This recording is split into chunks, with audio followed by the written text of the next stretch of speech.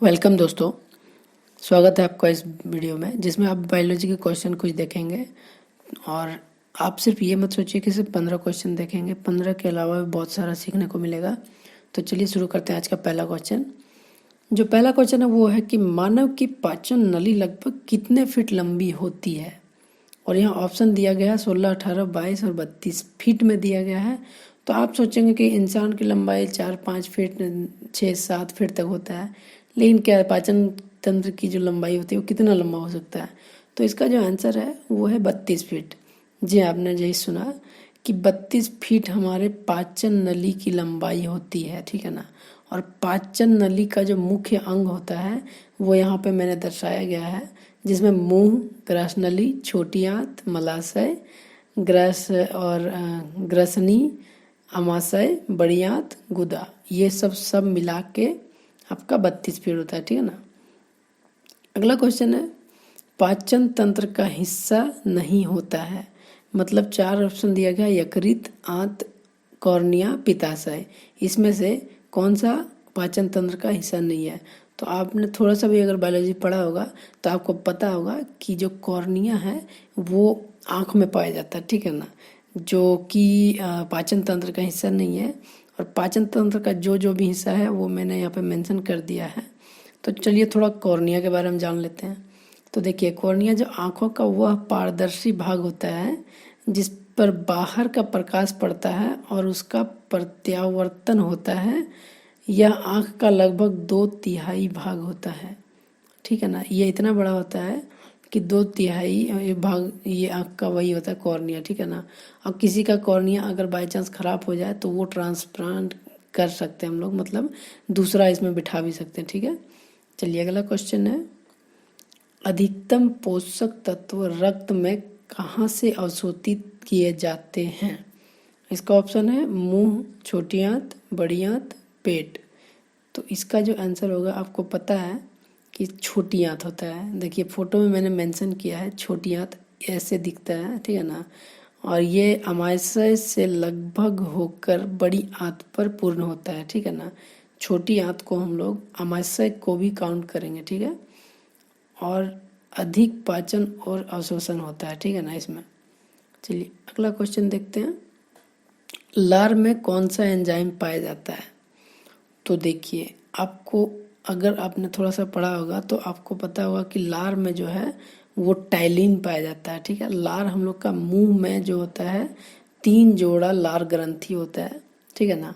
तो 3 जोड़ा लार ग्रंथि अगर हम लोग एक मतलब मिला दें पूरा, तो पूरे दिन भर में हमारे मुंह से 1.5 लीटर लार निकलता है, ठीक है ना।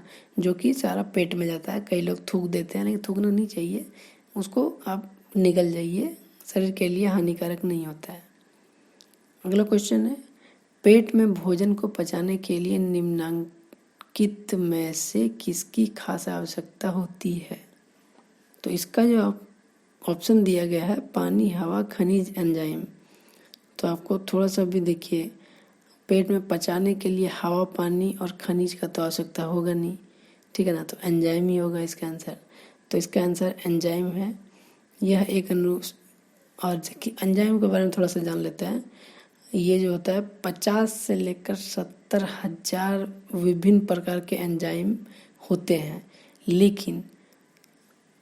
लेकिन हमारे जो शरीर में होता है वो मेटाबॉलिज्म कार्य को नियंत्रित करता है ये एंजाइम, ठीक है ना। मतलब हमारे मेटाबॉलिज्म को ये कंट्रोल करके रखता है और पूरे शरीर को ये कंट्रोल करके रखता है, ठीक है। अगला क्वेश्चन है, मुख से निकली लार किसका पाचन करती है। मतलब मुंह से निकलने वाला जो लार है वो किसका पाचन करता है, ठीक है।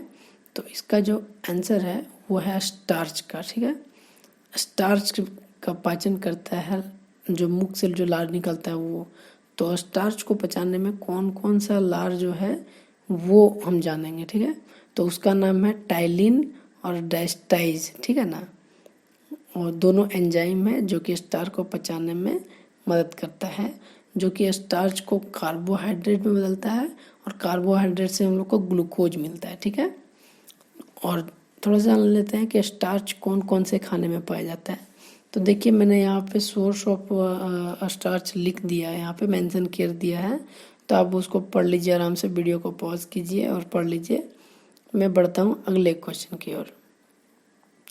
निम्नलिखित में से किस अम्ल की उपस्थिति मानव पेट में होती है? इसका ऑप्शन दिया गया है पिक्रिक अम्ल, सल्फ्यूरिक अम्ल, हाइड्रोक्लोरिक अम्ल, नाइट्रिक अम्ल।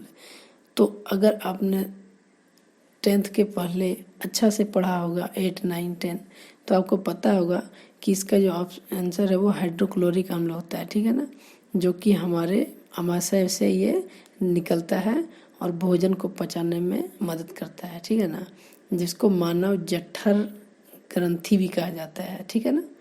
और ये बहुत अल्प मात्रा में निकलता है जो कि हमारे सिर्फ खाना को पचा दे, और अगर ज़्यादा निकलेगा तो ये हमारे पेट के लिए हानिकारक होता है, ठीक है। चलिए अगला क्वेश्चन देखते हैं। प्रोटीन का पाचन कहाँ से प्रारंभ होता है? तो प्रोटीन का जो पाचन होता है उसका ऑप्शन दिया गया है मुख गुहा, ग्रास नली, अग्नाशय, छोटी आंत। तो हम लोग ऑप्शन के हिसाब से चलेंगे और इसका आंसर ढूंढने का प्रयास करेंगे, जिसका आंसर है अग्नाशय, ठीक है ना। देखिए अग्नाशय आपको मिलेगा, अग्नाशय मतलब अमाशय होता है। ये पूरा चित्र में दिखाया गया कि अमाशय कहाँ पे है, ये आप याद कर लीजिए, ठीक है। चलिए अगला क्वेश्चन देखते हैं। पाचन क्रिया में प्रोटीन निम्नलिखित में से किस पदार्थ में बदल जाते हैं? मतलब प्रोटीन जो है वो किस में बदलता है पचने के बाद, ठीक है। तो इसका ऑप्शन दिया गया वसा, एमिनो एसिड, शर्करा, ग्लूकोज। तो इसका जो आंसर है वो है एमिनो एसिड में बदलता है, ठीक है ना। तो हम आप जानते हैं कि हमारे पेट में टोटल कितने एमिनो एसिड चाहिए हम लोग को शरीर को, ठीक है। तो वो लगभग 20 एमिनो एसिड चाहिए, ठीक है। अगला क्वेश्चन देखते हैं।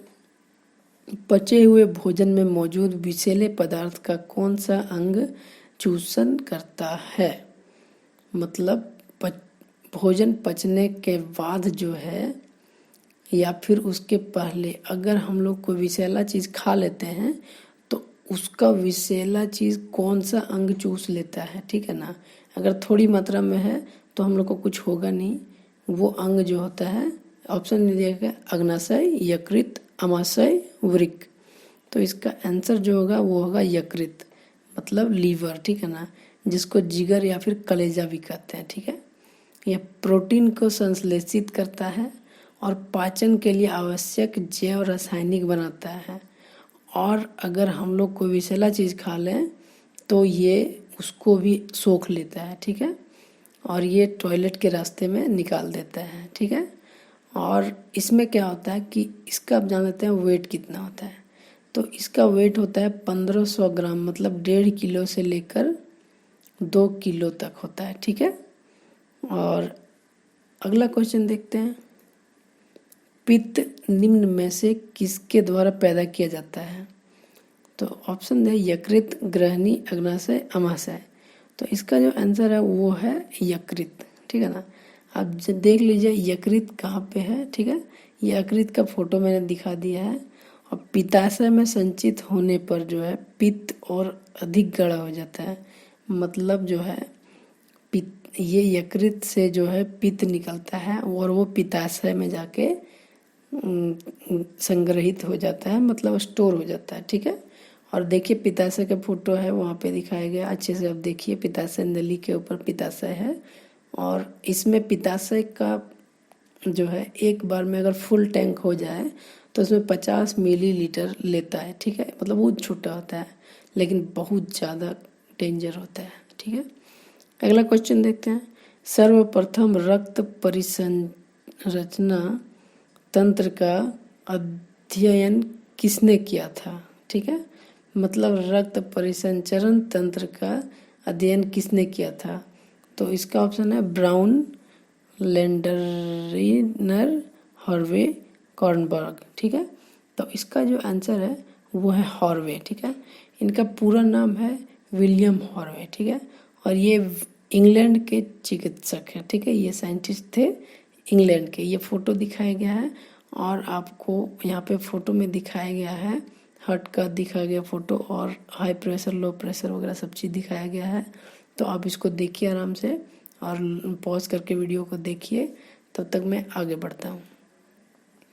पेसमेकर का संबंध किससे है? फेफड़ा, हृदय, गुर्दा, दिमाग। तो आपने अगर कोई मूवी में देखा होगा तो पेसमेकर का भी जिक्र किया हुआ रहता है। तो आप देखिए इसका जो है आंसर वो दिखाते हैं। इसका आंसर है हृदय, ठीक है ना। ये फोटो में दिखाया गया पेसमेकर, देखिए पेसमेकर पल्स जनरेटर, ठीक है। ये एक्सटर्नल कंपोनेंट लगाया जाता है हम लोग के हार्ट के लिए, जो कि हार्ट को सिग्नल देता है कि कब धड़कना नहीं धड़कना है, ठीक है ना। तो चलिए अगला क्वेश्चन देखते हैं। सोते समय रक्त दाब में क्या परिवर्तन होता है? मतलब रक्त दाब मतलब ब्लड प्रेशर में क्या परिवर्तन होता है हम लोग सोते हैं तब? तो इसका जो आंसर है वो है घट जाता है, ठीक है ना। जब हम लोग सोते हैं, आराम करते हैं, तब हम लोग का ब्लड प्रेशर घट जाता है। अगला क्वेश्चन देखते हैं। पित्त जमा होता है, ऑप्शन है ग्रहणी, पित्ताशय, प्लीहा, यकृत। तो थोड़ी देर पहले मैंने बताया, अगर आप भूल गए हैं तो वीडियो को पीछे कीजिए, फिर से देखिए और इसका आंसर आपको देना है कमेंट बॉक्स में। ये क्वेश्चन आपके लिए है, इसका आंसर मैं नहीं देने वाला, ठीक है। तो आज के लिए बस इतना ही रखते हैं। आपको और अच्छी वीडियो लाता रहूँगा, और अगर आपको कोई टॉपिक पे वीडियो चाहिए तो आप कमेंट कीजिए, मैं उस टॉपिक पे वीडियो बना दूँगा, ठीक है। चलिए आज के लिए इतना ही। जय हिंद।